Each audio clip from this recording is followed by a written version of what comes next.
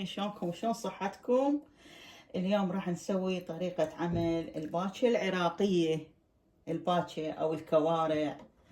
اشتريتها طبعا مفرزة، وهسه انحلت عندي. راح أغسلها عدة مرات بالماء الحار، وبعدين أنقعها بالخل والملح حتى تذب شكو بكتيريا. ما غسلتها عدة مرات، راح انقعها بالخل. تشوفون عيني الخل يقتل البكتيريا، وبعدين يخليها بسرعة تستوي. شوفوا عيني شكو دم شكو بكتيريا راح تنقتل بيها. هسه راح اضيف ايضا ملح. ايضا الملح يساعد على قتل البكتيريا، وتصير ايضا طعمها يخبل. راح اتركها لمدة ساعة. فنبدي نغسلها بالماء، وبعدين نطبخها. هسه تنقعت تقريبا ساعة. تشوفون عيني. بالنسبة للسان من ينسلك اطلعه من الجذر واوخر هذا الجلد، وايضا الاسنان هذا شوفوها من اخلص من الطبخ اشيلها، ما اخليها بالماعون لان يخوفون الجهال. اكمل حياتي وارجع لها. هسه اني فورت ماي هنا، يفور شويه شويه مو كثير، بس يطلع الزفره مالته، واقشها واغسلها من جديد. ها عيني، وابدي اطبخها. راح تشوفون الزفره شلون تطلع لفوق.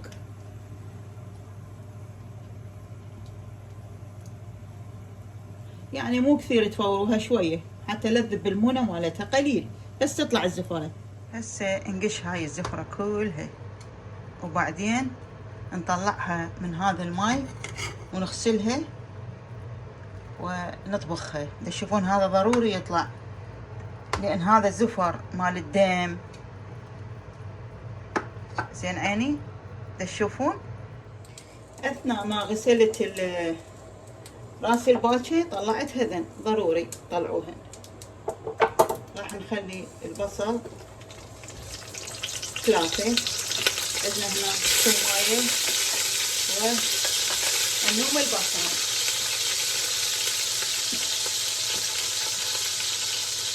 راح نجي نخلي ايضا البصل وياها ونقلبها، ونخلي فقط قليل من الكركم.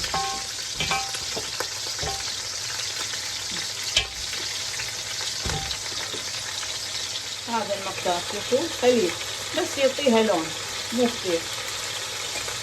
نقلبها ونضيف لها مي حار، نحمي مي حار ونخلي على الباكي حتى لا تجزر عندنا، ضروري.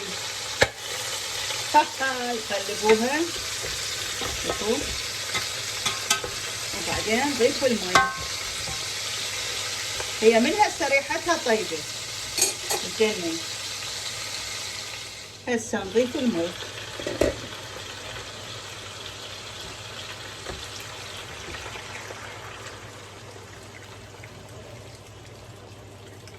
نحموا بعد ونخلي الى ان نغطي جميع الكوارع والراس.